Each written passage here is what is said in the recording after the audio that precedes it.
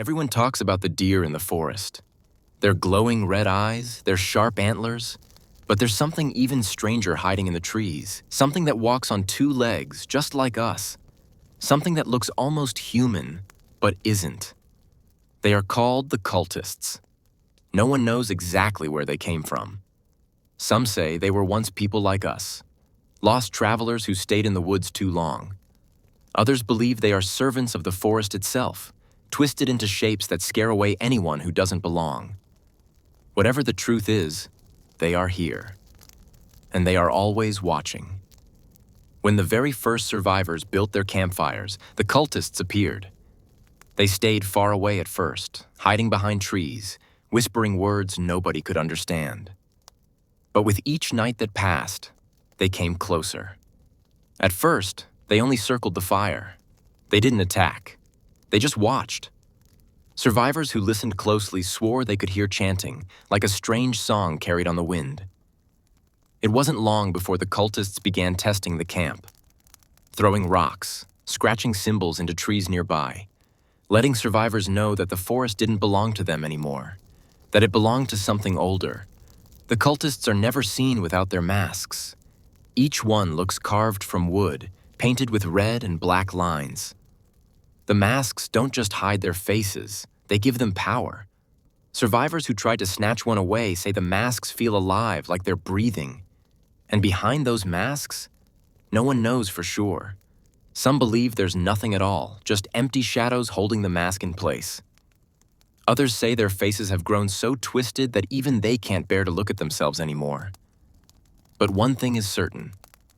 If you stare into their eyes for too long, even through the mask, you'll feel cold all over, like the forest is staring back through them.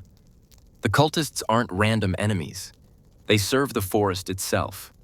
Just like the deer, they are guardians of a kind. Except their job is crueler.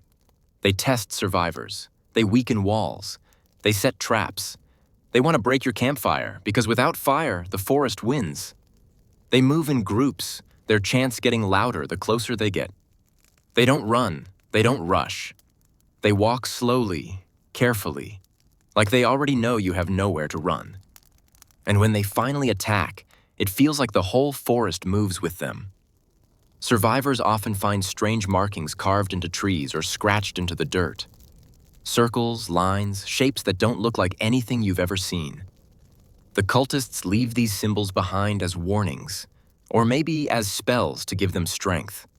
Some players swear that destroying the symbols makes the cultists angrier, bringing them faster to your camp. Others believe the symbols are clues, pieces of a hidden story about how the forest became cursed. Either way, the symbols are proof. The cultists aren't just wandering enemies. They are part of something bigger, something organized, something that's been here far longer than you. As you survive longer, the cultists become bolder.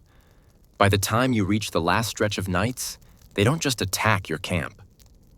They try to surround it. Their chanting grows so loud it drowns out the crackle of your fire. Survivors say their masks glow faintly, like the forest itself is giving them power. And on the 99th night, when the story ends, the cultists gather one last time. They don't always attack. Sometimes they stand in the distance, masks shining in the dark, waiting for the fire to burn out.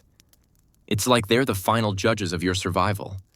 If you make it through, you've beaten their trial. If you don't, you simply join their ranks. The scariest part? The cultists never really go away. Even if you survive, even if you see the ending cutscene, the forest remembers. The next time you play, the cultists return. They're always there, waiting in the dark, ready to test the next group of survivors. Because that's the truth of the forest. You don't just fight the deer, or the cold, or the hunger. You fight the cult. And the cultists will never stop. So if you hear whispers in the woods, if you see masks in the shadows, don't ignore them. The cultists are near, and once they've seen your fire, there's no going back.